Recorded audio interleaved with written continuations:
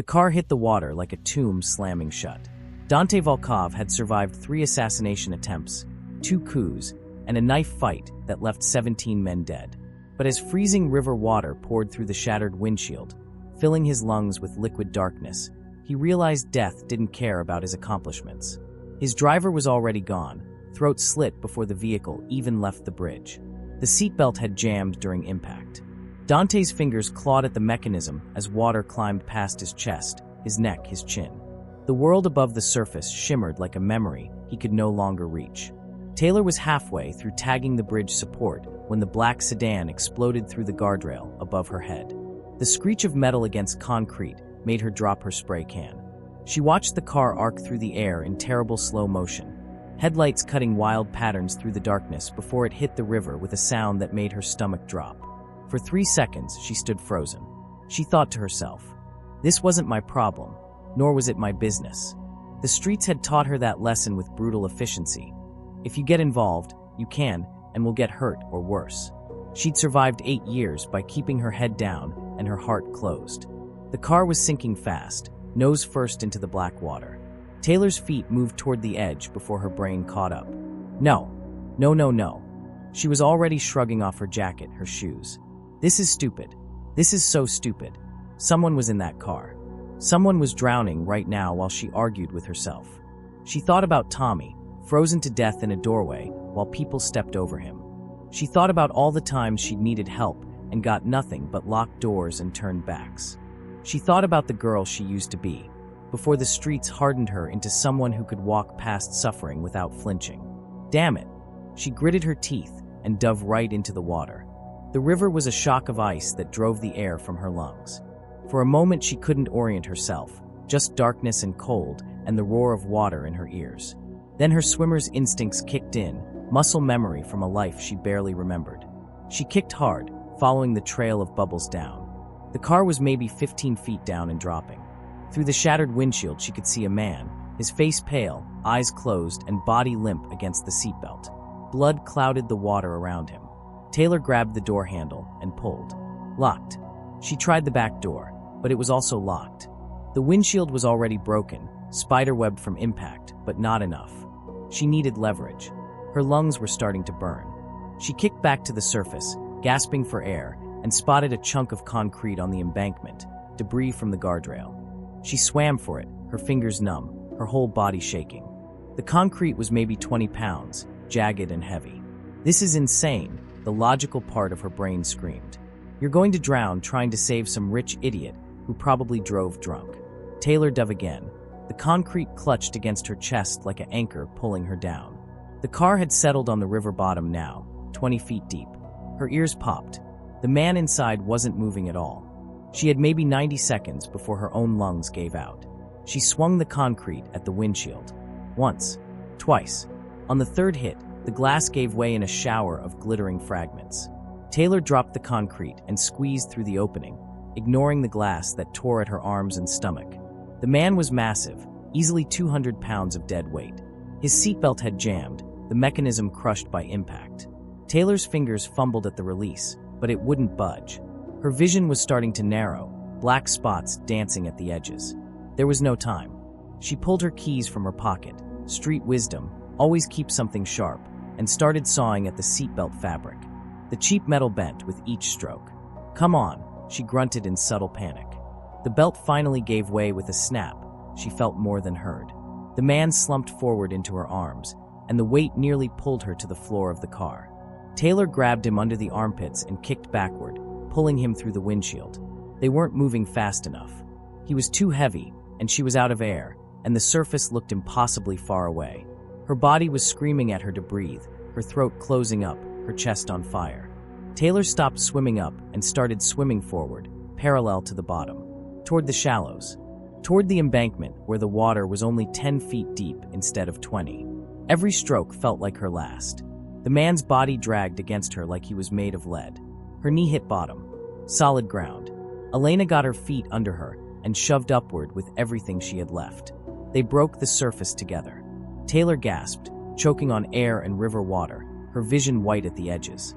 The man wasn't breathing. She got an arm around his chest and kicked for shore, her legs like rubber, her arms screaming. 5 feet, 3 feet, and finally, her hands hit concrete, and she dragged them both onto the embankment, the man's shoulders dislocating with an audible pop as she hauled his weight up the slight incline. Taylor collapsed beside him, coughing up what felt like half the river. For a moment she just lay there, her body shaking so hard her teeth chattered. Then she remembered he wasn't breathing. She rolled him onto his side and pounded his back. Water poured from his mouth.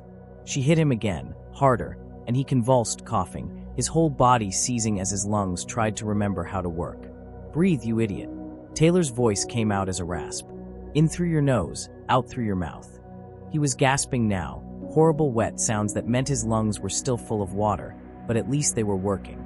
Taylor sat back on her heels, her hands shaking, and stared at what she'd just done. She'd saved him. She'd actually saved him. Some stranger in an expensive suit who'd driven his car off a bridge. The man rolled onto his back, still coughing. Dante's eyes focused on his savior for the first time. She couldn't have been more than 23, rail-thin in layers of mismatched clothing, her dark hair plastered to a face that was all sharp angles and sharper eyes. She was wringing out her jacket with hands that trembled from cold and adrenaline. "You," Dante coughed, his voice like gravel. "You're just a girl. And you're a grown-ass man." She glared at him. "Do you have any idea how heavy you are? I think I pulled every muscle in my back." Sirens wailed in the distance. Dante's mind kicked into survival mode despite the shock. His men would be here soon, but so would the police, and police meant questions he couldn't answer. He tried to sit up and immediately collapsed back down, his dislocated shoulder screaming in protest. The girl noticed. "Don't move. Your shoulder's out of socket." She knelt beside him with the confidence of someone who'd seen this before. "This is going to hurt." "Wait," he yelled, but she didn't care about his plea. She snapped his shoulder back into place with one brutal motion. Dante's scream echoed across the water, sending a flock of pigeons scattering into the night sky. "Told you," she said simply, already standing up. "You should go to a hospital." Dante watched her turn to leave, this impossible girl who'd just pulled him from death itself, and something in his chest tightened that had nothing to do with the river water still burning in his lungs. "Wait." He forced himself to sit up, reaching for his wallet with his good arm. It was waterlogged but still held several $100 bills. "Take this. You saved my life." She stared at the money like he'd offered her a dead rat. "I don't want your money," she said defiantly. "Don't be stupid. You could do a whole lot with this." "I'm not stupid." Her voice dropped to something cold. "I'm just not for sale. I didn't drag you out of that river for a couple of bucks. I did it because you're a human being, and human beings don't let other human beings drown. Maybe in your world everything has a price, but in mine, some things are still free." She started walking away, her wet shoes squelching against the concrete. "At least tell me your name," Dante called after her. She looked back over her shoulder, and for just a moment, something flickered in her eyes. Something that looked like loneliness recognizing its own reflection. "Taylor," she said. Then she disappeared into the maze of abandoned warehouses that lined the river, leaving Dante Volkov, the man who controlled half the city's underworld, feeling smaller than he had in 20 years. His second-in-command, Marcus, arrived exactly 7 minutes later with a tactical team and enough firepower to start a small war. They found Dante still sitting on the embankment, staring at the spot where Elena had vanished. "Boss, we need to move. The cops are 2 minutes out." Marcus helped him to his feet, his trained eye already assessing the damage. Konstantin's men hit the convoy hard. Pavel and Alexei didn't make it. "Who pulled you out?" "A ghost," Dante said quietly. "Find out everything about a girl named Taylor. Early 20s, dark hair, living rough in the warehouse district. I want her address, her history, everything." Marcus raised an eyebrow, but knew better than to question orders. "And when we find her?" Dante was still staring at the darkness where she'd disappeared. "Just find her. Don't approach. Don't interfere. Just watch." "Boss, what if Konstantin's people decide to hit us again?" "I said watch." Dante's voice carried the edge that made grown men step backward. "She saved my life, Marcus. And that means she's under my protection whether she knows it or not. I also need to understand who she is before I decide what to do about her." What he didn't say, what he barely admitted to himself as they drove away from the scene, was that it wasn't just curiosity burning in his chest. It was something far more dangerous. The girl who'd thrown his money back in his face, who'd looked at him like he was nothing special, who'd walked away like saving a Mafia boss, was just another Tuesday night. She'd ignited something in him that he thought had died with his humanity years ago. Interest. Real, genuine interest in another human being. And for a man like Dante Volkov, interest was the first step toward obsession. If you're hooked by Taylor and Dante's impossible connection, smash that like button and subscribe so you don't miss what happens when these two worlds collide. Drop a comment telling me if you think Taylor made a mistake saving him. Now let's see just how deep this rabbit hole goes. 3 days later, Marcus delivered a file that was disturbingly thin. Taylor Rodriguez, 23 years old, no permanent address. She'd been living on the streets for 8 years, ever since aging out of a foster system that had chewed her up and spit her out at 15. No criminal record, no family, no digital footprint beyond a few mentions in homeless shelter logs. But there were other details that made Dante's blood run cold. She'd been a competitive swimmer in her early teens, which explained the impossible rescue. She'd won state championships before her life fell apart. The file included one photograph from those days, a young girl with a bright smile holding a trophy, looking nothing like the fierce creature who'd saved his life. What happened to turn a champion swimmer into a homeless ghost? Dante found himself returning to the River District that night, something he'd never done in 15 years of running his empire. His men had tracked Taylor to an abandoned church 3 blocks from the water, a crumbling structure that should have been condemned decades ago.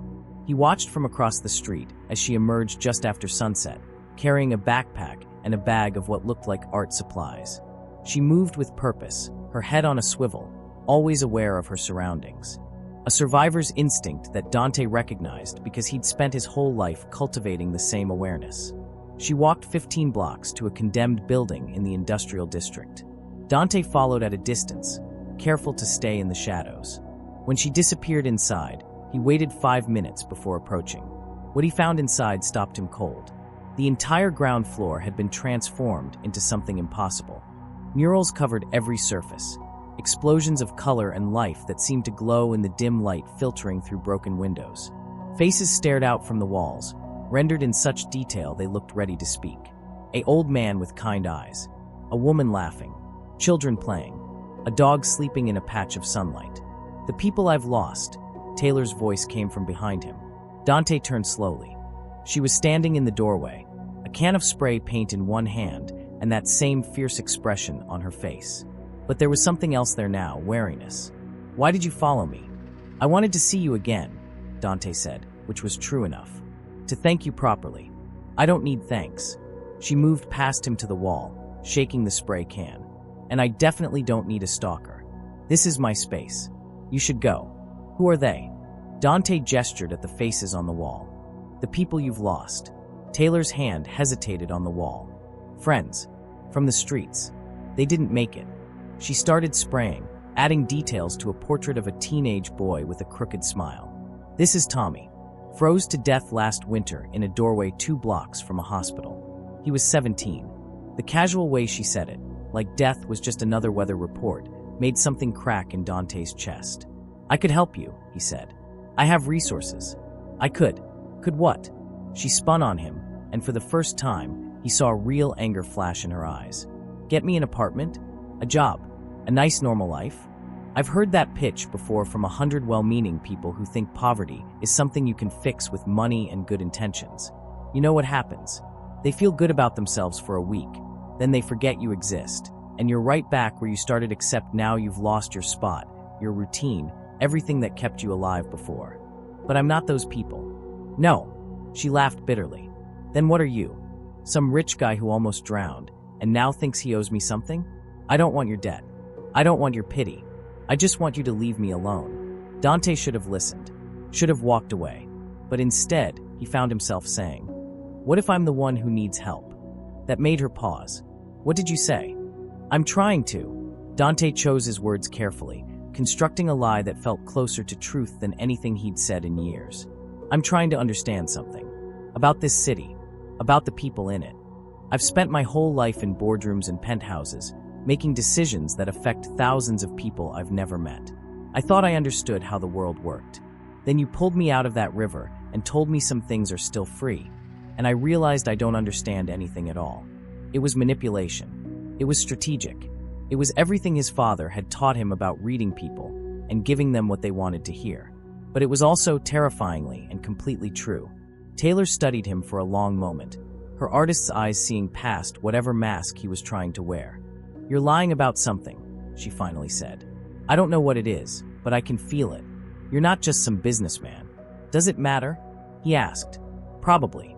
She turned back to her mural, adding shadows to Tommy's face. "But I'm going to give you a chance anyway, because I'm an idiot who keeps believing people can surprise me. You want to understand the streets? Fine. Meet me here tomorrow at 8 a.m. Wear clothes you don't mind ruining. And leave your wallet at home. You won't need it where we're going." Dante felt something close to excitement flutter in his chest. "I'll definitely be here. Don't make me regret this," Taylor said without turning around. "I've had enough regrets for one lifetime." As Dante walked back to where Marcus was waiting with the car, he realized he was smiling. Actually smiling. When was the last time that had happened? His second-in-command took one look at his face and shook his head. "Boss, this is a bad idea." "Probably," Dante agreed, sliding into the back seat. "But I haven't had a bad idea in 15 years. I think I'm finally due now." What neither of them knew was that across the city, in a penthouse that overlooked the same river where Dante had nearly died, Victor Constantine was staring at a photograph. The image was grainy, pulled from traffic camera footage near the bridge, but it was clear enough. A girl dragging a body from the water. A girl whose face made Victor's blood run cold for reasons that had nothing to do with business or territory or the ancient war between their families. "Find her," he told his lieutenant, his voice shaking with something that might have been hope or might have been fear. "Find her and bring her to me, alive and unharmed. Do you understand?" "Yes, sir." "Who is she?" Victor's hand trembled as he set down the photograph. "Someone who's supposed to be dead. Someone I've been searching for 8 years.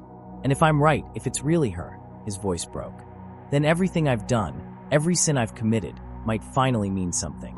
The lieutenant left to mobilize the search teams, leaving Victor alone with the photograph and a hope he'd thought died in flames 8 years ago. In the morning, two forces would converge on the same girl for very different reasons. One seeking redemption, and one seeking something he couldn't name. Then there was Taylor, caught in the middle, had no idea that saving one man's life was about to destroy everything she thought she knew about her own. Dante arrived at 7:45 wearing jeans that probably cost more than most people's rent, and a shirt his stylist had assured him looked casual. Taylor took one look at him and laughed. "You look like a perfume ad trying to cosplay poverty. Come on." She tossed him a worn jacket that smelled like paint and cigarette smoke. "Put this on. Where we're going, you'll get mugged looking like that." They walked through parts of the city Dante had only seen from helicopter windows. Taylor moved through the streets like water, knowing exactly which alleys to take, which corners to avoid, nodding to people who materialized from doorways and disappeared just as quickly. It was a whole infrastructure Dante had never imagined existed, a shadow city operating inside the bones of his empire. Their first stop was a soup kitchen operating out of a church basement. Taylor helped serve breakfast while Dante stood uselessly to the side, watching her joke with an old veteran, ruffle a kid's hair, slip an extra sandwich to a pregnant teenager who looked barely 16. "You're just going to stand there?" Taylor called over her shoulder. "Grab an apron. Those tables won't clean themselves." For 2 hours, Dante Volkov, the man who'd executed 3 people last month for stealing from him, wiped down tables and listened to people's stories. A former teacher who'd lost everything in a medical bankruptcy. A kid who'd run from an abusive home. A woman whose mental illness had cost her her job, her apartment, and even her family. "You're quiet," Taylor said as they left, heading toward their next destination. "Usually rich people can't wait to tell me how they'll fix everything if they were in charge." "I don't think I could fix this," Dante admitted. "It's too big, and too broken. It seems you're finally getting it." She led him down an alley where 3 kids were spray painting a wall. "But that doesn't mean you stop trying. You just try differently." "Hey, Ricky." One of the kids turned, a boy around 12 with paint-stained hands and a defensive posture that screamed trauma. "Taylor." "Who's the suit?" "Someone learning to see. Show him what you're working on." Ricky hesitated, then gestured at the wall. It was a mural in progress, a phoenix rising from flames. The detail was stunning, the kind of technical skill that took years to develop. "You did this?" Dante asked. "Yeah, Taylor taught me." Ricky's guard dropped slightly. She teaches all of us. Says art is the only thing that's really ours, you know? Can't get evicted from your own imagination. Taylor pulled out her bag and distributed spray cans to the kids like a teacher handing out textbooks. Remember what I said about negative space. The empty parts are just as important as the filled ones. Dante, come on. We're not done. The rest of the morning was a masterclass in survival. Taylor showed him the public places where you could use bathrooms without buying anything. The parks with outlets where phones could charge. The libraries that didn't kick out homeless people. The specific dumpsters behind restaurants where the food was still sealed and safe. You have this whole map in your head, Dante said as they sat on a bench, sharing a sandwich she'd bought from a food truck. This whole system, it's incredible. Thanks, but it's not a system. It's survival. Taylor watched the street traffic with those sharp, always analyzing eyes. You learn fast or you don't learn at all. I learned. They stayed quiet for a while as they ate. After a couple of minutes, he couldn't help but bring it up. The swimming, Dante said carefully. I had my associate, Marcus, look into you. He told me you were good. State champion good. Taylor's jaw tightened. Your Marcus needs to learn boundaries. I'm sorry. I was just curious. Curiosity doesn't give you the right to investigate me. She stood up, sandwich forgotten. I should have known. Rich guy shows interest. Suddenly his people are digging through my past like I'm a background check. What else does your Marcus know? About my parents? About why I ended up in foster care? Nothing. Dante stood too, aware they were drawing attention. Taylor, I swear. Just your name and the swimming. That's all. That's all. She laughed bitterly. That's my whole life reduced to a fun fact. You know what? This was a mistake. I thought maybe you were different, but you're just like everyone else. You see us as problems to solve or stories to collect, not as actual people. She started walking away fast. Dante followed. You're right. You're absolutely right, and I'm sorry. I crossed a line.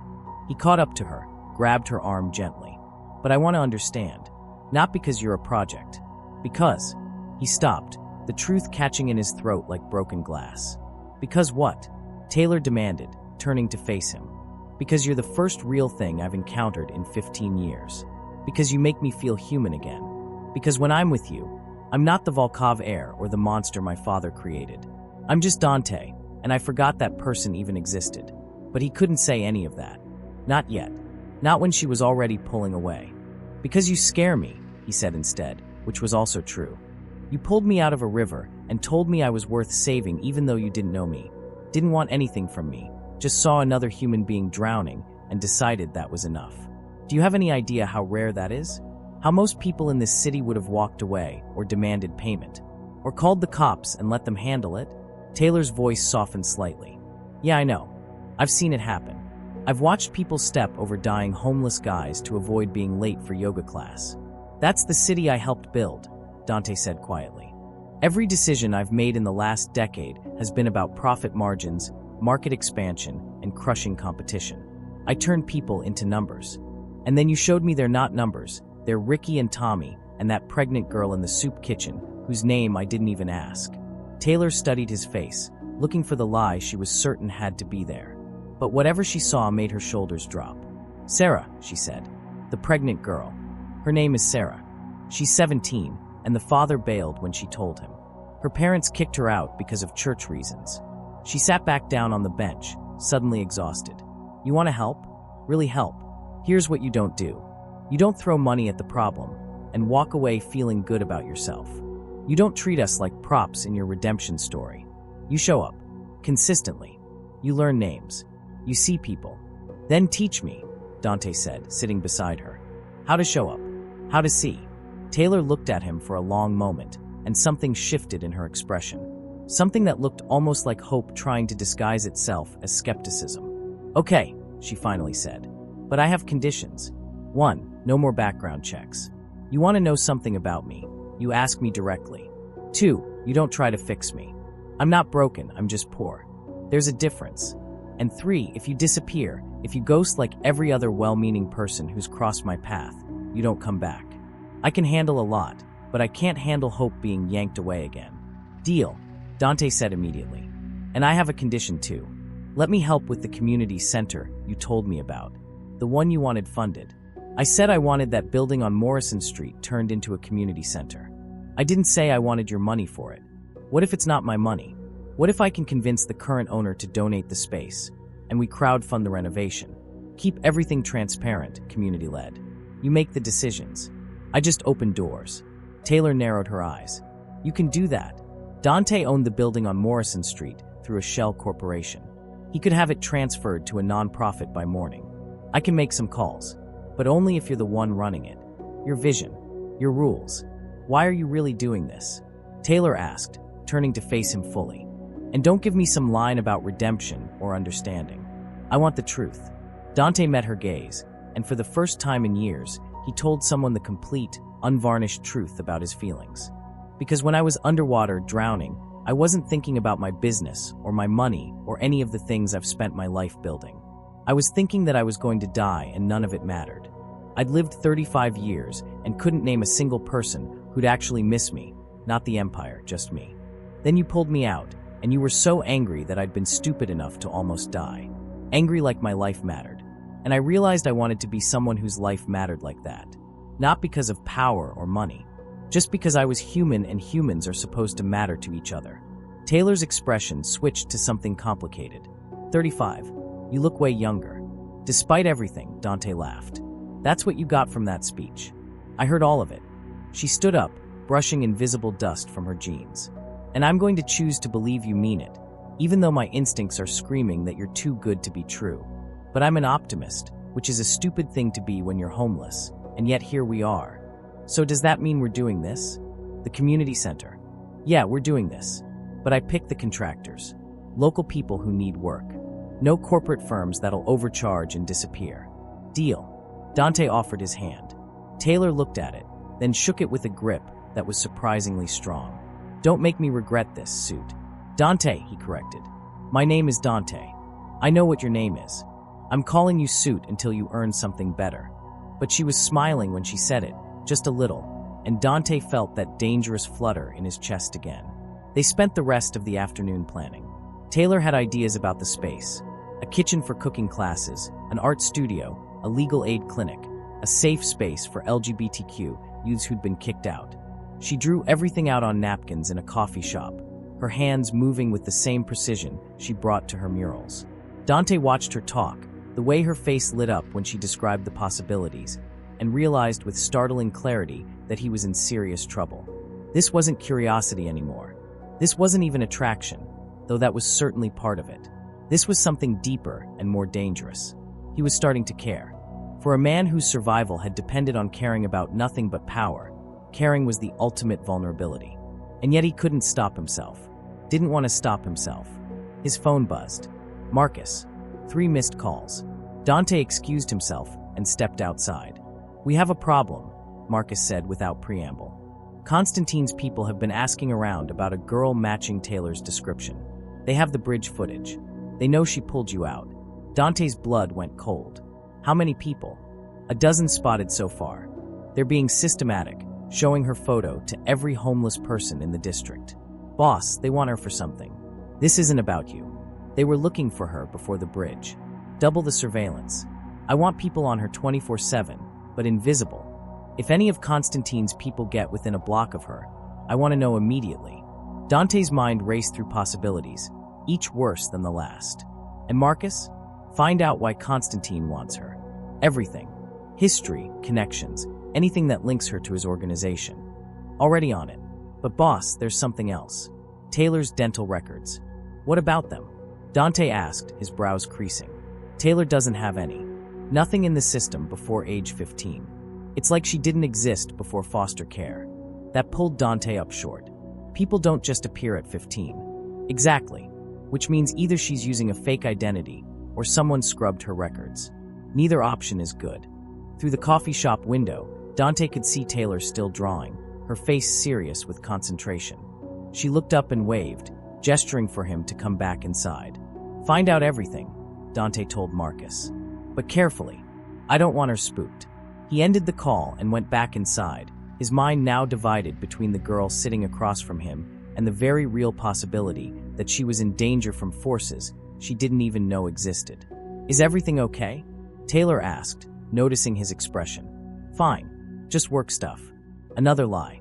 He was collecting them now, stacking them up between them like a wall. Tell me more about the legal aid clinic. How would that work?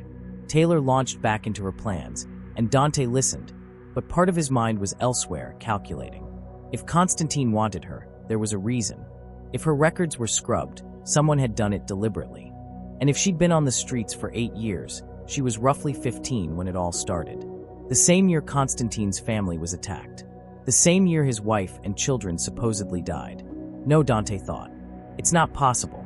But the pieces were starting to fit together in a way that made his stomach drop.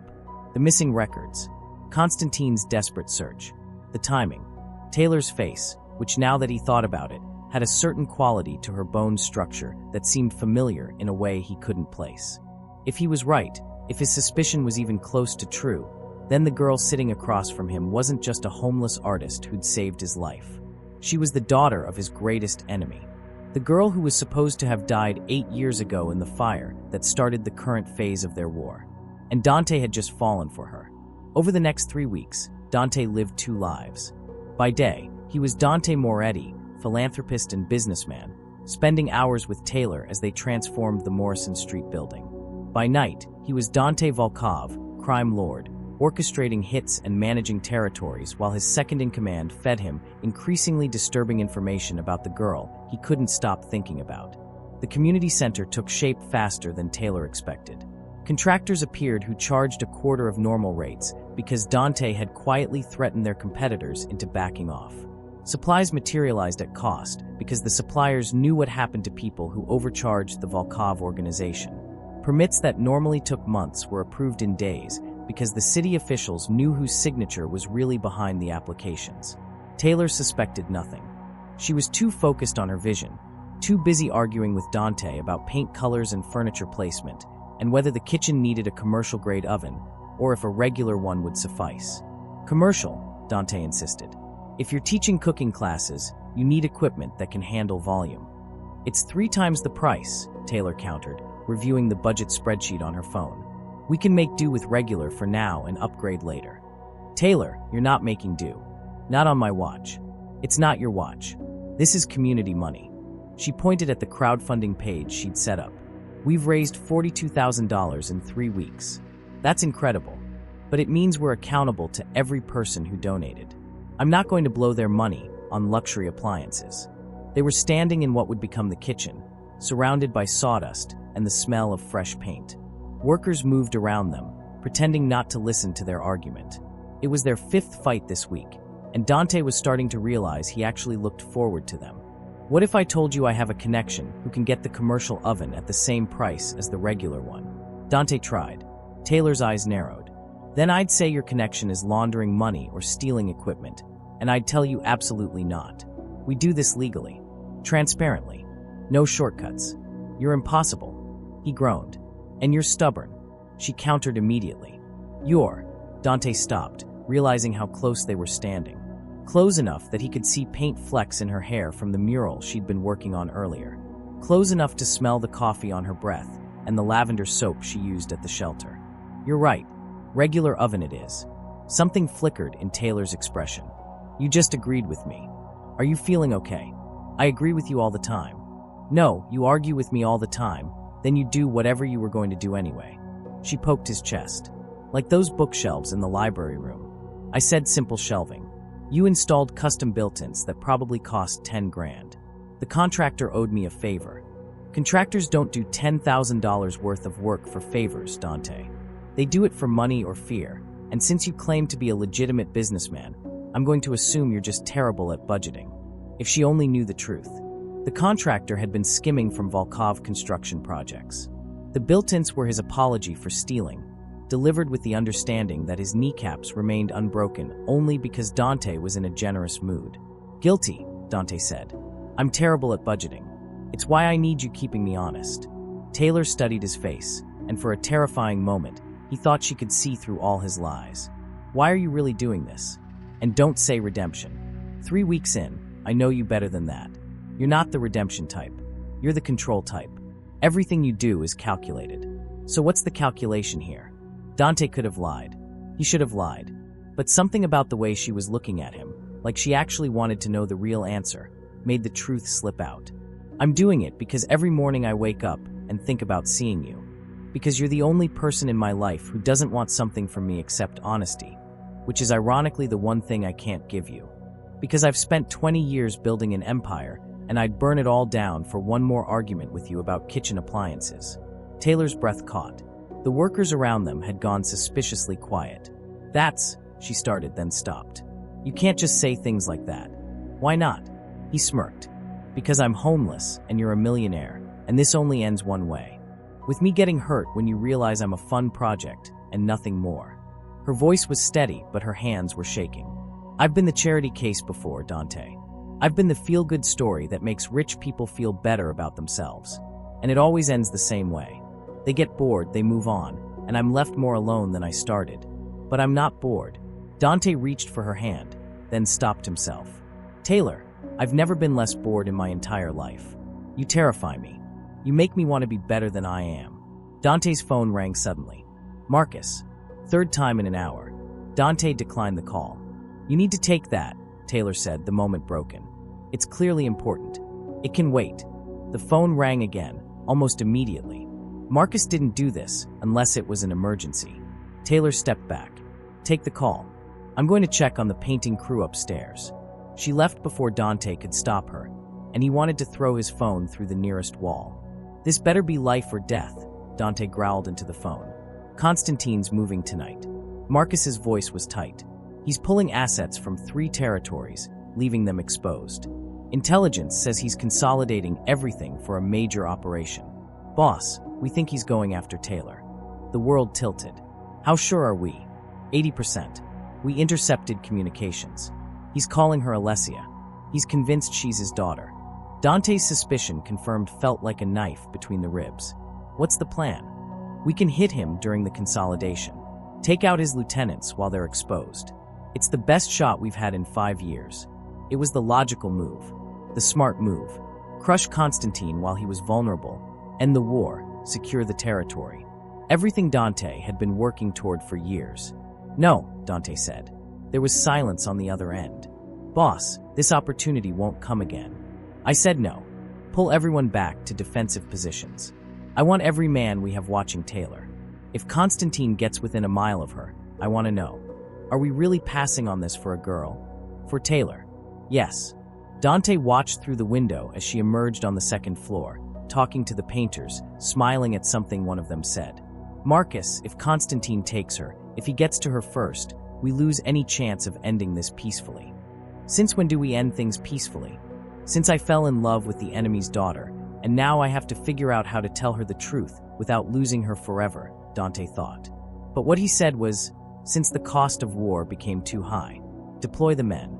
And Marcus? If anything happens to her, if she gets so much as a scratch, heads will roll. He ended the call and went upstairs. Taylor was studying the mural taking shape on the north wall. A cityscape with children playing in the foreground, adults working together in the background, everyone's face detailed and individual. It's beautiful, Dante said. It's all us. Everyone who's helped build this place. Taylor pointed at different figures. That's Ricky. That's Sarah from the soup kitchen. That's the contractor who did the plumbing. I want people to see themselves here. To know they matter. Where am I? Dante asked. Taylor pointed to a figure in the background, barely visible, wearing a suit and carrying what looked like paperwork. There. The guy making it all possible, but trying to stay invisible. Is that how you see me? Sometimes. She turned to face him. Other times I just see someone who's hiding. Someone who's pretending to be something he's not. I just can't figure out what you're hiding from. Everything, Dante wanted to say. I'm hiding everything, and when you find out the truth, you'll hate me.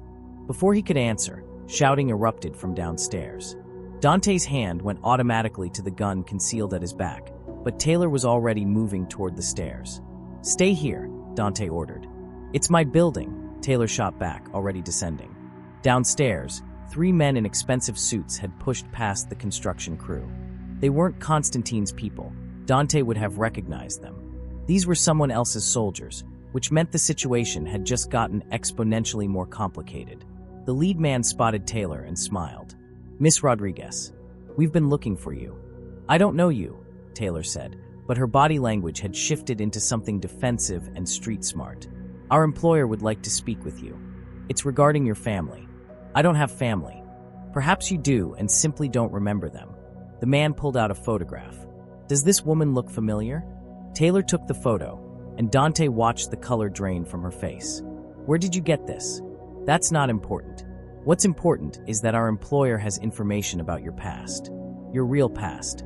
Before the streets and the foster homes. He knows who you really are. If you're as hooked as I am on where this is going, hit that subscribe button right now because things are about to get insane. Comment below if you think Taylor should trust these mysterious strangers or run. And share this with someone who loves a good mafia romance because they need to see what happens next. Now back to the chaos. Dante stepped forward, placing himself between Taylor and the men. "She's not going anywhere with you." The lead man's smile widened. "And who are you to stop us, Mr. Moretti? Or should I say, Mr. Volkov?" The room went deadly silent. Taylor's head snapped toward Dante. "What did he just call you?" "Taylor, what did he call you?" She interjected before he could go on. Her voice was rising, panic and betrayal mixing in equal measure. "Volkov? As in the Volkov crime family? The people who—" She stopped, her mind clearly racing through connections. "Oh my God, you're not a businessman. You're a criminal. I can explain." He started. "You're a mobster." Taylor was slowly backing away from him now, horror written across her face. "All of this, the community center, the time we spent together, it was what? Some kind of cover? Some kind of game?" "No. Taylor, no. This was real. Everything between us was real. But you lied. About everything. About who you are and what you do." She looked around at the building they'd built together, and Dante could see her recontextualizing every moment. The permits, the contractors, the way things just happened. That wasn't connections, was it? That was power. Criminal power. "I never wanted to lie to you," Dante admitted. "But you did. Every single day." Tears were streaming down her face now, and each one felt like a bullet to Dante's chest. I told you the one thing I couldn't handle was people lying to me. And you did it anyway. While I was falling for you, you were. What were you even doing, Dante? Building a case? Gathering information? Was I some kind of asset? You were never an asset. You were, Dante's voice broke.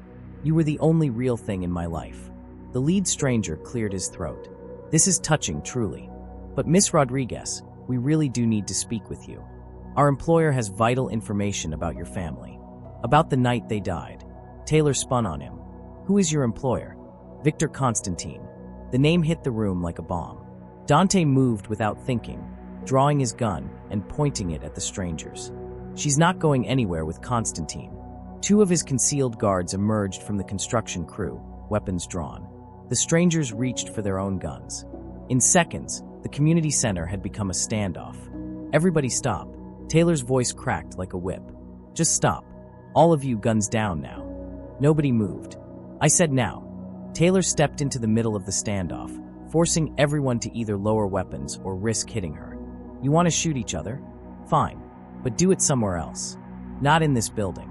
Not in the place we built for people who've seen enough violence." Slowly and reluctantly, the guns lowered. Taylor turned to the strangers. "You said Konstantin has information about my family. What family? I don't remember having a family.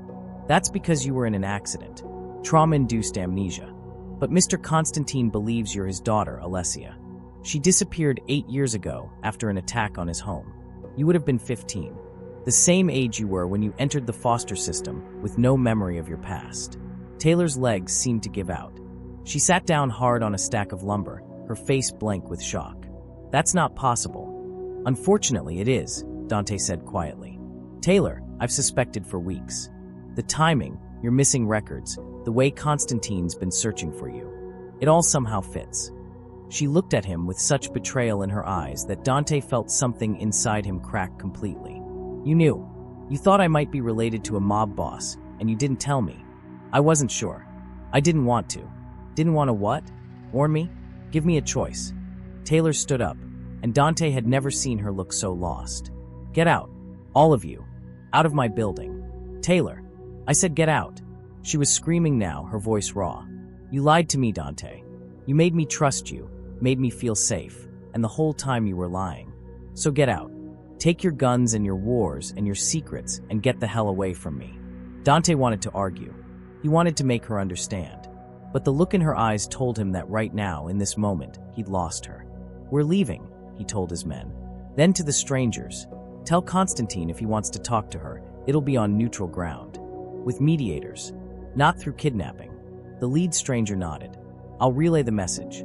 Miss Rodriguez, our employer only wants to speak with you. He believes you're his daughter. He's been searching for you for 8 years. Whatever else is happening here, whatever complicated history exists between these families, he simply wants his child back."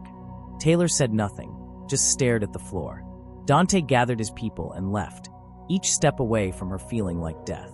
Outside, Marcus was waiting with the cars. "That went well," Marcus said dryly. "Shut up." Dante got in the car, his mind racing. "Get me everything on Konstantin's wife and children. I want to know if Taylor is really Alessia. Photos, DNA if we can get it, medical records, anything. And if she is, then I'm in love with the daughter of the man who killed my father," Dante thought. "And she's the only person in the world who could end this war or make it infinitely worse. Then we figure out how to keep both her and the truth alive," Dante said. "Because if Konstantin confirms she's his daughter, every rival we have will try to use her as leverage. She'll have a target on her back the size of the goddamn city. Should we put a protective detail on her? Now she'll spot them and run. Taylor's street smart. The second she knows she's being watched, she'll disappear." Dante's hands clenched into fists. "But yes, an invisible detail. Our best people. If she so much as stubs her toe, I want to know about it." Back at the community center, Taylor waited until everyone left before she locked the doors and sank to the floor. The photograph the stranger had given her was still clutched in her hand. A woman with dark hair and Taylor's eyes, holding a baby. "Mom," Taylor whispered to the photo. "Is that really you?" For the first time in 8 years, a memory flickered at the edge of her consciousness. A woman singing. A man's laugh. A house that smelled like cookies. A brother who... The memory slipped away before she could grasp it. But it had been there. Real. Which meant everything she thought she knew about herself was a lie. Taylor pulled out her phone and stared at it for a long time before making a decision that would change everything. She dialed the number on the card the stranger had left behind. "This is Taylor Rodriguez," she said when someone answered. "Tell Victor Konstantin I'll meet with him. But on my terms. And I want answers. Real answers. About who I am and why everyone suddenly cares." The voice on the other end promised to arrange everything. When Taylor hung up, she sat in the darkness of the building she'd helped create, surrounded by the faces of people she'd painted on the walls, and wondered if any of them had ever felt as alone as she did right now. Across the city, both Dante and Victor received the same message. Taylor had agreed to meet. And both men prepared for a conversation that would either heal 8 years of wounds or tear open fresh ones that might never close. The girl who'd saved a life was about to discover she was the key to ending a war, or starting a much worse one. The meeting was set for neutral ground, a private room in an upscale restaurant that catered to people who needed discretion more than they needed good food. Taylor arrived early, dressed in the nicest clothes she owned, which meant jeans without holes and a sweater that didn't smell like paint. She felt like an imposter in the polished space, surrounded by wealth that made her street instincts scream danger. Victor Konstantin arrived exactly on time, flanked by 2 bodyguards who remained outside. He was in his 50s, gray at the temples, with the kind of weathered face that spoke of too many sleepless nights. But it was his eyes that stopped Taylor cold. They were her eyes, the same unusual shade of gray-green that she'd never seen on anyone else. Until now. "Alessia," he breathed, and the hope in his voice was almost painful to hear. "Taylor," she corrected firmly. "I don't know anyone named Alessia." "No, I suppose you wouldn't." Victor sat down across from her, moving slowly like he was afraid she'd bolt. "May I?" He gestured at the chair. Taylor nodded, her throat too tight for words. "You have your mother's face," Victor said softly. "Katerina." She had the same stubborn chin, the same way of looking at people like she could see straight through their lies. "You'd barely started to look like her when," his voice caught. "When I lost you both. The man who came to find me said there was an attack. That my mother and brother died. Yes, 8 years ago. A rival family targeted my home. But I wasn't there. I was handling business across town. By the time I arrived, the house was in flames. They found your mother and brother in the rubble. But you were just gone. No body, no trace. For weeks I hoped, but then the investigators concluded you must have been taken by the fire that animals or the elements had. He stopped, composing himself. I never stopped looking. Even when everyone told me you were dead, I kept searching. Taylor's hands were shaking. I don't remember any of this. I don't remember you, or a mother, or a brother. My first clear memory is waking up in a hospital when I was 15. They said I'd been found wandering, confused, with no ID. I spent 3 months in psych evaluation before they gave up and dumped me in foster care. Trauma, Victor said. The mind tends to protect itself by forgetting what it can't process. The doctors I consulted said it was possible you survived, but blocked out everything associated with that night, including us. Taylor pulled out the photograph he'd sent. Is this her? My mother. Yes. That was taken a month before the attack. You were the baby she's holding. 3 months old. Taylor stared at the image, trying to feel something, anything. But the woman was a stranger. I don't remember her. Perhaps not consciously. But you're here. Something in you recognized the truth when my people found you. Victor leaned forward, careful not to crowd her.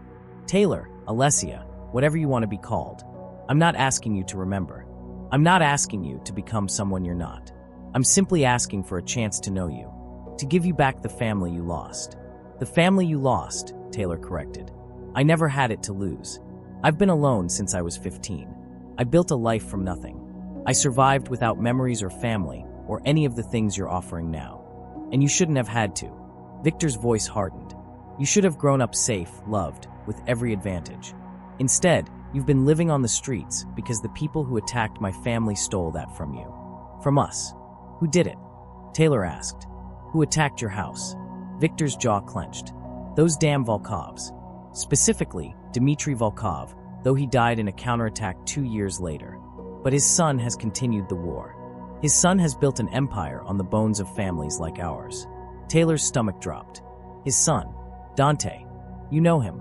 Victor's eyes sharpened. Has he approached you? Taylor's mind raced. Tell the truth, or protect the man who'd lied to her for weeks. We met.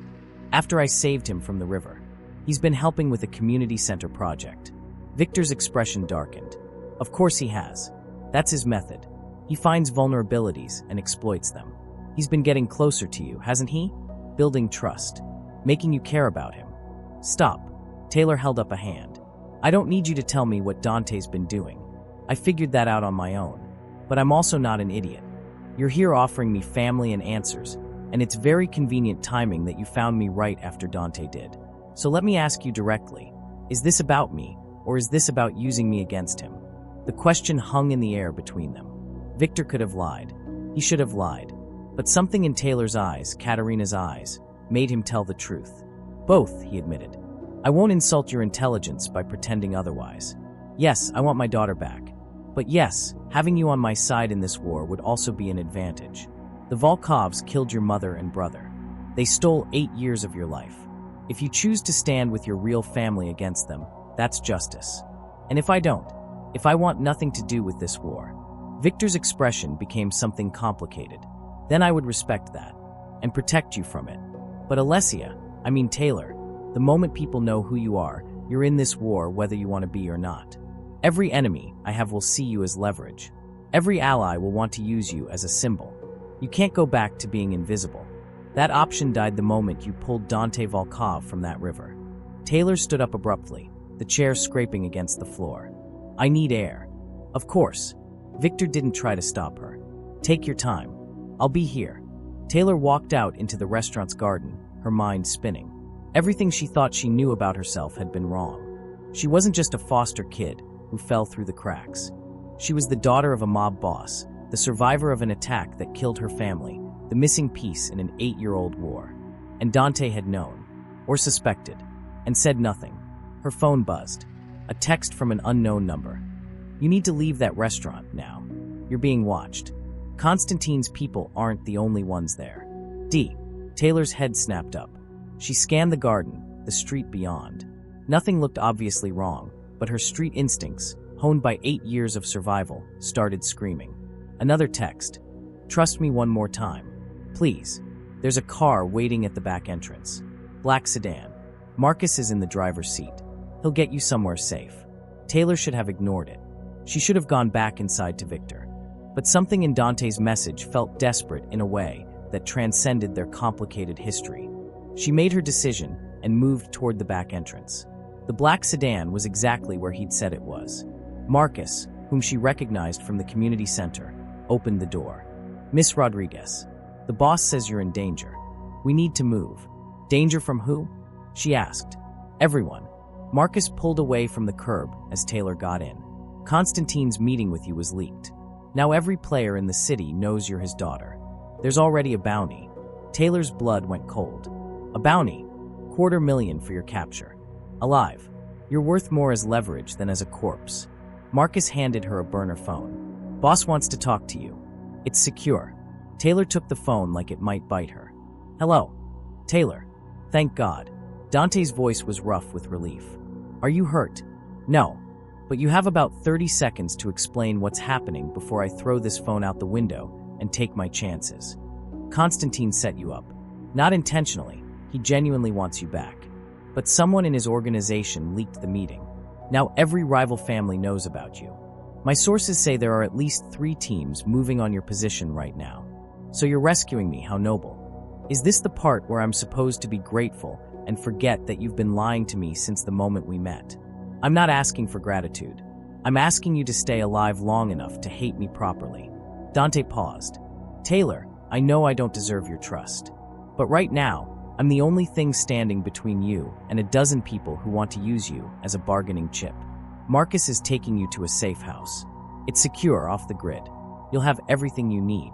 And then what? I'm your prisoner instead of someone else's. No. Then you decide what you want to do. Stay hidden. Reach out to Konstantin. Walk away from all of this. Your choice. But you need to survive long enough to make it." His voice softened.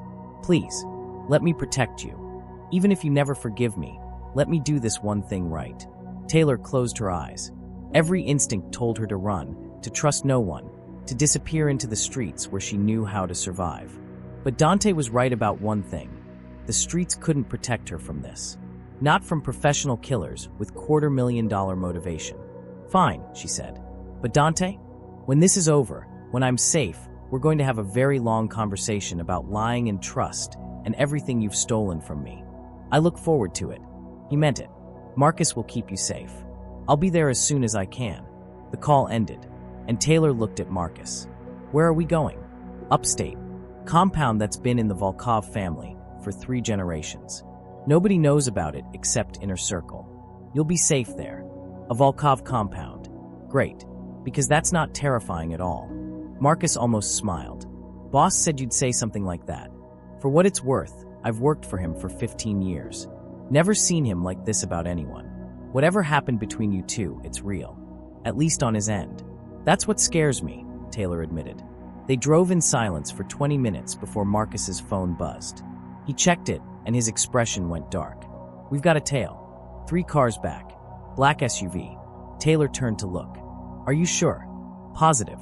They picked us up 2 miles ago. Been maintaining perfect distance." Marcus accelerated smoothly. "Hold on. This might get interesting." Interesting turned out to be an understatement. The SUV accelerated with them, and suddenly 2 more vehicles appeared from side streets, boxing them in. Professional. Coordinated. Very bad news. "Who are they?" Taylor demanded. "I don't know, but it's safe to say they aren't Konstantin's people." Marcus was weaving through traffic now, his driving skills making action movies look tame. "Mercenaries, maybe." He activated the car's communication system. "Boss, do you copy?" Dante's voice filled the vehicle. "I'm here. Traffic cams showing 4 vehicles now. They're trying to force you toward the industrial district. Can't avoid it. They're too coordinated. Then don't avoid it. Lead them to the warehouse 6. The boys are already en route. We'll handle them there." Taylor grabbed the handle as Marcus took a turn that made physics cry. "Handle them how?" "Preferably without killing anyone," Dante said. "But Taylor, these people aren't playing. They'll shoot through Marcus to get to you if they have to. So if things go bad, if Marcus tells you to run, you run. Understand? I'm not leaving Marcus." "Miss Rodriguez," Marcus said calmly while executing a turn that should have flipped the car. "I've been shot at by professionals in 7 countries. I'll be fine." You're the one they want." They reached the industrial district. The warehouses loomed like concrete tombs in the fading light. Marcus pulled into Warehouse 6, and Taylor realized with a sick feeling that this was a kill box. One entrance, high walls, and nowhere to run. "This is a trap," she said.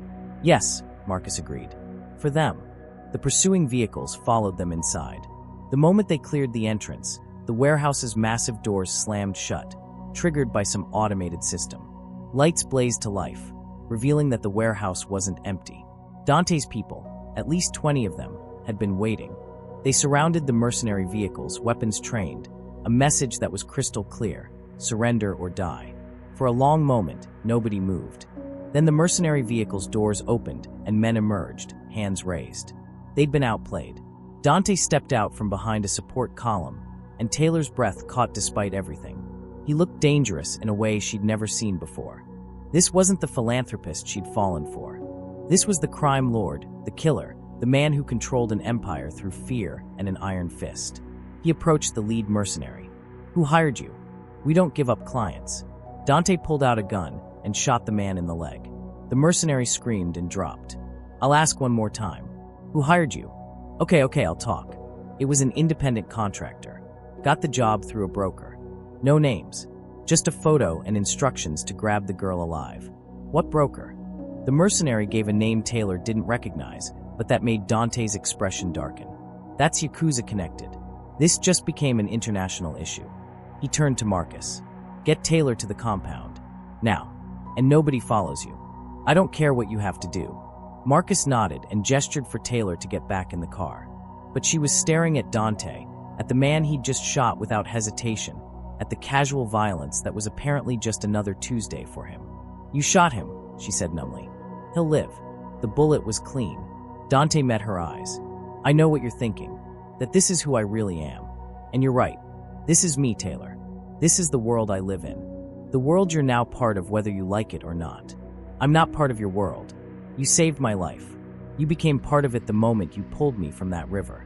He took a step toward her. "And I'm sorry. For the lies and everything else. But I'm not sorry for keeping you alive. Whatever you think of me, whatever we become after this, at least you'll be breathing." Taylor wanted to argue. She wanted to scream at him for the lies and the manipulation and the casual violence. But the man with the bullet in his leg was being dragged away by his own people, and more of Dante's soldiers were appearing from the shadows, and she realized with crystal clarity that she was in way over her head. "Get me out of here," she told Marcus. They drove away as Dante coordinated the cleanup, leaving him surrounded by guns and blood and the life he'd tried to shield her from. As they hit the highway, Taylor's phone buzzed with a message from Victor Constantine. "I know what happened. The leak came from my organization. Someone betrayed us. I'm handling it. But Taylor, you need to know, the bounty is up to $500,000 now. And it's not just mercenaries anymore. The other families are moving. You're the match that could burn this whole city down. We need to talk about protection. Real protection. Not whatever Volkov is offering." Taylor stared at the message, then at the road ahead disappearing into darkness. Behind her, the city where she'd survived for 8 years. And ahead, a compound owned by criminals who might kill her, or might protect her, or might be the only thing keeping her alive. And somewhere in between, the truth about who she really was and what she was supposed to become. She was Alessia Konstantin, daughter of a mob boss, survivor of a massacre, the girl who was supposed to be dead. But she was also Taylor Rodriguez, street artist, community organizer, the girl who saved lives without asking for payment. The question was, which girl would survive what came next? The Volkov compound was nothing like Taylor expected. Instead of a fortress of steel and concrete, it was an old estate hidden in the mountains, surrounded by pine forests and a lake that reflected the moonlight like shattered glass. The main house was Victorian, all weathered wood and tall windows, the kind of place that should have ghosts instead of gangsters. Marcus led her inside to a room on the second floor that had views of the water. "You'll be safe here. Guards are on rotation 24/7, but they'll stay invisible unless there's a threat. Kitchen stocked, bathrooms through that door. Boss will be here by morning. And if I want to leave?" Marcus met her eyes. "Then you'd be dead by sunset. I'm sorry, Miss Rodriguez. But right now, leaving means dying. Those are the only two options." He left her alone with that cheerful thought. Taylor stood at the window, and watched the moon paint silver paths across the water. Somewhere out there, people were hunting her. Professional killers motivated by $500,000 and the promise of leverage against two crime families. Her phone buzzed. Victor again. We need to meet. Dante Volkov cannot protect you. He's the reason you're in danger. His father killed your mother and brother. Let me bring you home where you belong. Taylor typed back. Where I belong is on the streets where I survived without anyone's help for 8 years. I'm not your daughter. I'm not anyone's pawn. I'm just trying not to die. The response came immediately. Alessia, you're my blood. That's not negotiable. And blood protects blood. I have resources Volkov doesn't. Allies across 3 continents. Say the word, and I'll extract you from that compound. We can end this together. Taylor turned off the phone and threw it on the bed. She was so tired of men telling her what she was and where she belonged. Victor saw a lost daughter. Dante saw what? A project? A redemption arc? The girl who made him feel human? She didn't sleep. By the time dawn broke over the lake, she'd made a decision that probably qualified as insanity, but felt like the only honest choice available. She was going to end this war herself. Taylor found Marcus in the kitchen, drinking coffee and monitoring security feeds. I need to talk to Dante. In person. He nodded slowly. He's on his way. Should be here within the hour. Good, because I have a plan, and he's going to hate it. Marcus raised an eyebrow, but said nothing. 63 minutes later, Dante's car pulled up the driveway. Taylor watched him emerge, still wearing yesterday's clothes, his face lined with exhaustion. He'd probably been up all night handling the aftermath of the warehouse. He found her in the library, a room lined with books that looked like they'd been chosen by someone who actually read them. For a moment, they just looked at each other, and Taylor saw everything she'd fallen for and everything that had been a lie, all tangled together in one impossible man. You look terrible, she said, and you look alive. I'll gladly take the trade. Dante sat down across from her, careful to keep distance between them. Taylor, I know you have questions. I have just one. Did your father really order the attack that killed my family? Dante's expression became something carved from stone. Yes, it was retaliation for something Konstantin had done. He killed one of our people. I don't even remember the details anymore. The violence just feeds on itself. But yes, my father gave the order. I was 16. I didn't know until after. But you knew when you met me. I suspected. By the time I was sure, I was already. He stopped. I was already in too deep to tell you without losing you. So you chose to lie. Not quite, I chose you. Even if that meant lying. Dante leaned forward. Taylor, I know that's not good enough. I know I don't deserve forgiveness. But I need you to understand something. My father was a monster. He built an empire on blood and fear. And when he died, I inherited all of it. Every crime, every sin, every family we destroyed. Including yours. I've spent 15 years trying to be better than him while still running his organization. It's an impossible balance. And then you showed up, and suddenly I wanted to be someone who deserved you, even though I knew I never could be. Taylor's throat was tight. You're right. You don't deserve forgiveness. Not yet. Maybe not ever. But here's what I know. This war has to end. Victor wants me to choose his side. You want to protect me. But neither of you is asking what I want. So I'm going to tell you. I'm listening. Dante said softly. I want to meet with Victor. Publicly. With you there. And I want to propose a truce. Dante stood up so fast his chair fell over. Absolutely not. That's suicide. It's the only way. Right now I'm the spark that could ignite a war that kills hundreds of people. But I could also be the bridge. I could be both Victor's daughter and, she paused, and the woman you care about. If we stand together and say the war ends here, the other families will have to listen. They'll kill you. Both of you. Some of those families have been waiting decades for an excuse to move on Konstantin and Volkov territory. You'd be handing them a target. Then we make it impossible to refuse. We broadcast it. Live. Every news station, every social media platform. We make it so public that anyone who moves against us becomes the villain. Taylor stood and faced him. I've spent 8 years invisible, Dante. Maybe it's time people saw me. Saw us. Saw that there's another option besides endless violence. You're asking me to bet both our lives on the hope that criminals will choose peace. No. I'm betting on the hope that even criminals get tired of burying their children. Taylor moved closer to him. Your father killed my family. Victor has killed people you loved.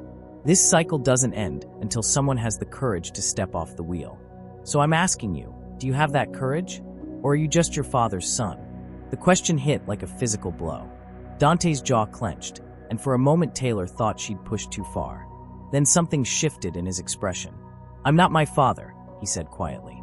I stopped being my father the moment you threw my money in my face and told me people were worth more than transactions. You made me want to be better.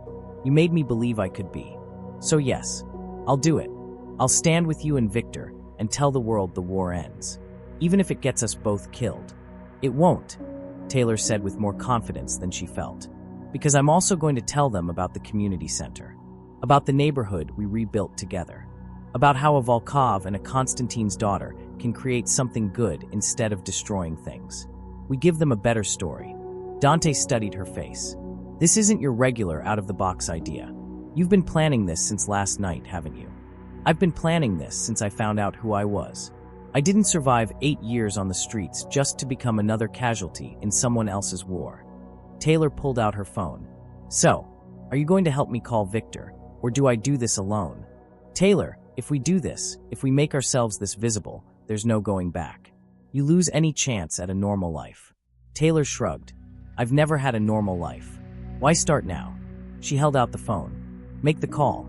Dante took the phone, and Taylor saw his hand tremble slightly. Good. He should be scared. They both should be. But fear without action was just another form of death. Victor answered on the second ring. Taylor. Victor's voice came out shaky. It's Dante Volkov. Don't hang up. Silence. Then, you have 30 seconds before I trace this call and send a team. Taylor wants to meet. Public meeting. To propose a truce. Is she there? Let me hear her voice. Taylor took the phone. It's me. And before you say no, just listen. I've spent my whole life being powerless. No family, no money, no voice. But apparently I'm worth $500,000 as leverage, which means I have power now whether I want it or not. So I'm using it. We meet. The three of us. We tell the city the war ends. Or I disappear back into the streets, and you both lose whatever chance you had at using me as a pawn. You're my daughter, not a pawn. Then prove it. Choose me over the war. Choose peace over revenge. Can you do that? Another long silence. Where and when? The community center on Morrison Street. 3 days. We invite every news outlet, every family in the city, everyone. We make it so public that violence becomes impossible. And we announce a joint venture. Konstantin and Volkov money rebuilding neighborhoods destroyed by the war. We turn destruction into creation. Victor grunted in disapproval. They'll never accept it. The other families will be too shocked to respond immediately. And by the time they recover, we'll have public opinion on our side. We become the good guys. The ones who chose peace. Who could move against that without looking like monsters. Victor was quiet for a long moment. You're very much your mother's daughter. She would have loved this plan. And also called it completely insane. Is that a yes? Taylor asked. It's a yes. But Alessia, if this goes wrong, if anyone makes a move, then we handle it. Together. As a family. All three of us. She looked at Dante. Whether we like it or not. The call ended. Dante and Taylor stood in the library as dawn light filled the room with gold, both knowing they'd just set in motion something that would either change everything or destroy them completely. 3 days, Dante said. We need to coordinate security, media, make sure every angle is covered. We also need to prepare for it to go wrong. Backup plans. Escape routes. Taylor started pacing. And I need to talk to Sarah, to Ricky, and everyone at the community center. They deserve to know what's happening. Taylor. Dante caught her hand, stopping her pacing. Before we do this, before we potentially die in 3 days, I need to tell you something. If this is a confession, save it. I'm still angry at you. I know. You should be. But I need you to know that everything I did, every lie I told, it all stopped matching the moment I realized I was in love with you. Taylor's breath caught. Don't do this now. When else? We might not get another chance. Dante's grip on her hand tightened. I love you. Not because you're Konstantin's daughter, or because you're leverage, or because you fit some plan. No, I love you because you're fierce and stubborn, and you care about people more than power. Because you saved my life, and then told me it didn't make me special. Because you made me want to be someone worthy of you, even though I know I'll probably never get there. Tears were streaming down Taylor's face. "You lied to me. You manipulated me. You built everything between us on a foundation of lies. I know, and I'll spend the rest of my life making up for it if you let me. But whether you forgive me or not, whether we survive the next 3 days or not, I needed you to know. You're not alone anymore. You have me, for whatever that's worth." Taylor pulled her hand free and walked to the window. The lake was mirror still, reflecting a perfect copy of the sky. Two worlds existing in the same space, never quite touching. "It's worth something," she finally said. "I just don't know what yet. But something. It wasn't forgiveness, but it was possibility. And for two people standing on the edge of a war, possibility was more valuable than gold." The next 3 days were chaos. News outlets jumped on the story. Mafia princess returns from the dead to broker peace. The narrative was too good to ignore. Victor's people and Dante's people worked together for the first time in decades, coordinating security, vetting guests, making sure the community center became the safest location in the city. Taylor worked with her street family, explaining everything, getting their permission to use their space for something this big. Sarah cried, and Ricky demanded to know if he could meet a real mob boss. The volunteers from the soup kitchen promised to cater the event, turning potential violence into communion. On the morning of the meeting, Taylor stood in front of a mirror in the compound, wearing a dress that had belonged to Dante's mother. It was simple, elegant, the kind of thing that said she wasn't trying to be someone she wasn't. Dante appeared in the doorway. "You look beautiful," he said. She smiled shyly. "I look terrified." "That too." He came to stand beside her. "Taylor, if anything goes wrong today." "It won't. But if it does, I want you to know that saving your life was worth everything. My empire, my reputation, my life. All of it. You're worth it." Taylor turned to face him. "Don't be dramatic. We're both walking out of this alive. Promise." She couldn't. But she kissed him anyway.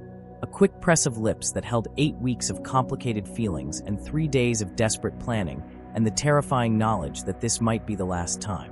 "Let's go broker peace," she said. The community center was packed. Every major family had sent representatives. News cameras lined the walls. The volunteers had set up chairs facing a small stage where 3 microphones waited. It looked more like a town hall than a mob summit, which was exactly the point. Victor arrived first, flanked by security, but dressed like a businessman, not a crime lord. He found Taylor immediately, and for the first time, she saw him not as a stranger, but as a father looking at his lost child. "Ready?" he asked. "No, but we're doing it anyway." Dante arrived moments later. The temperature in the room dropped as Volkov and Konstantin came face to face for the first time in 5 years. Their last meeting had ended in blood. Taylor stepped between them.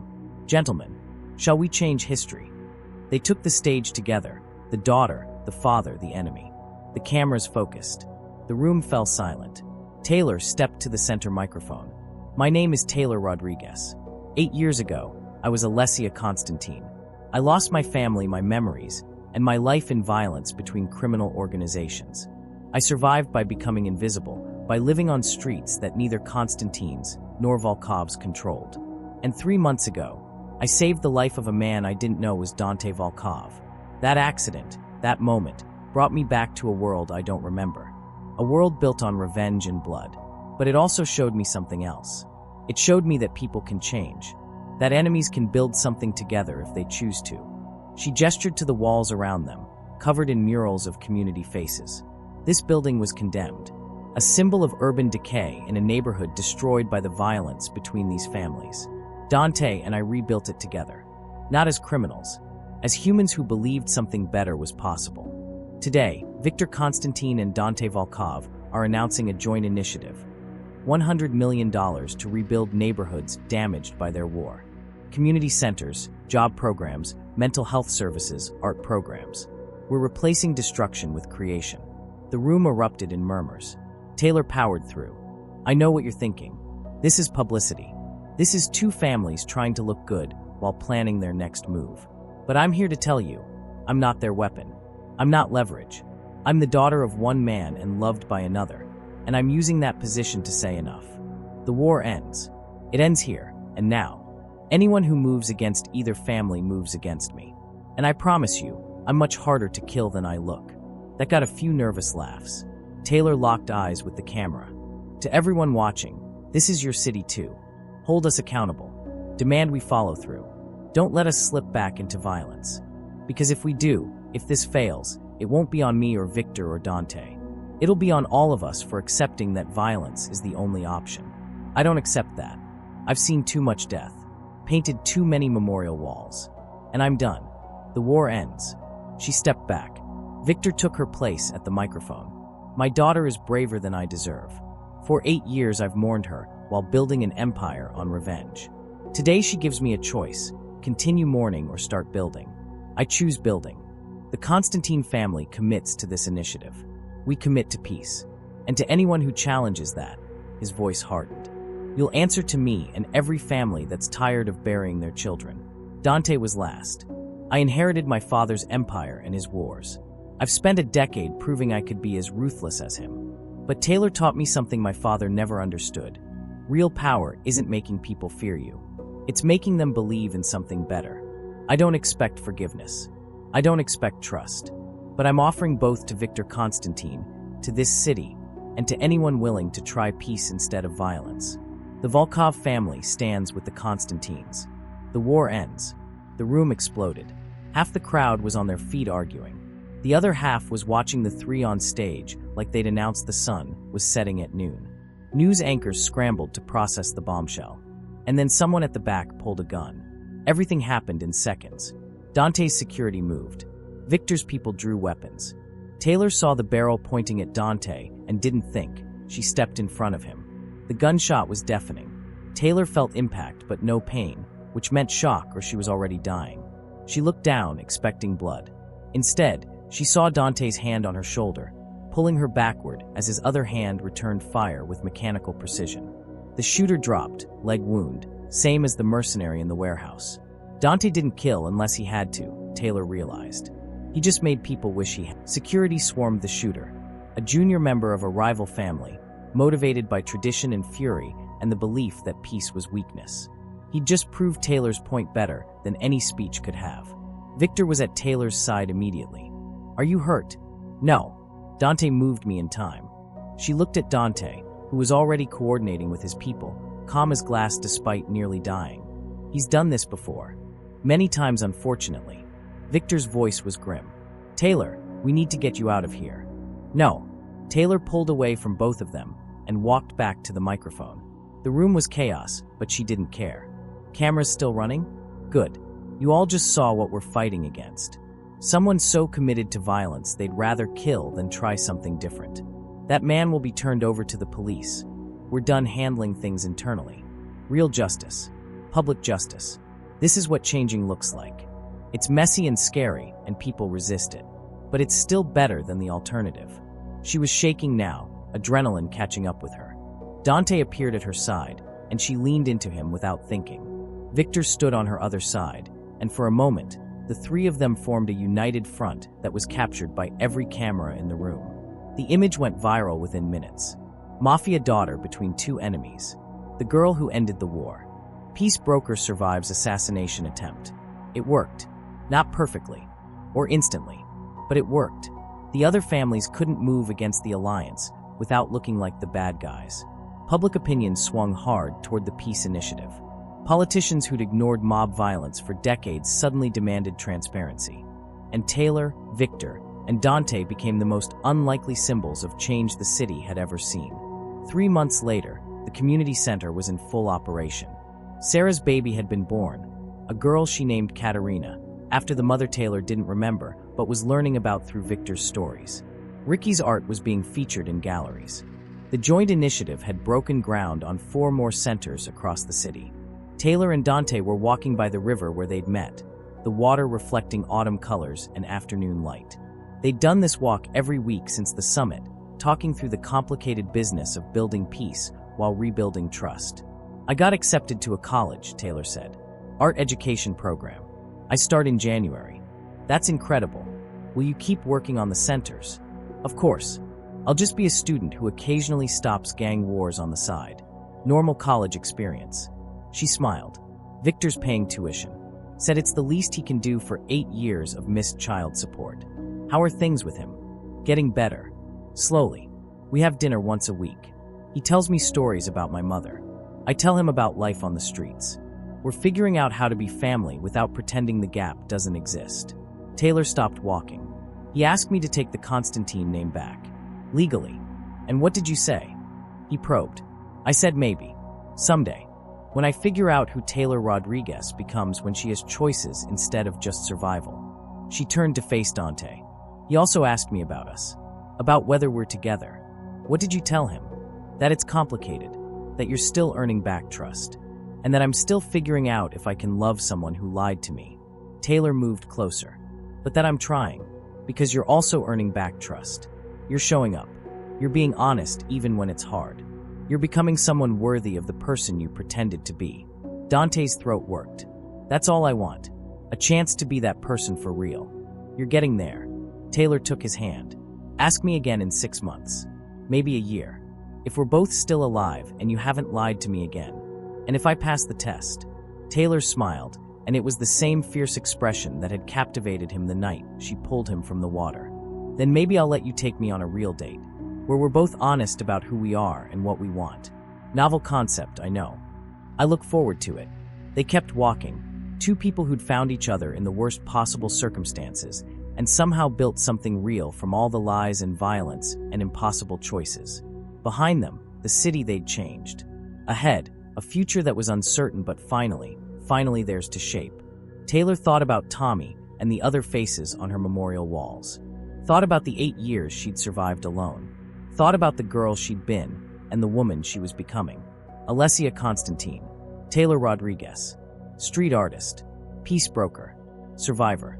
All of it, none of it, whatever she chose. For the first time in her life, the choice was actually hers. And that was worth more than any empire, any revenge or war. That was freedom. If this story moved you, if you stayed till the very end watching Taylor fight for her truth and her freedom, then do me a favor. Hit that like button, subscribe for more stories that break the mold, and drop a comment telling me what you'd do if you discovered you were caught between two warring crime families. Would you choose peace or power? Family or freedom? Share this story with someone who loves complex characters and impossible choices. Because stories like this deserve to be heard. And Taylor's journey from homeless survivor to the woman who ended a war? That's a story worth sharing. Thanks for being here till the end. You're the reason stories like this exist. See you in the next one.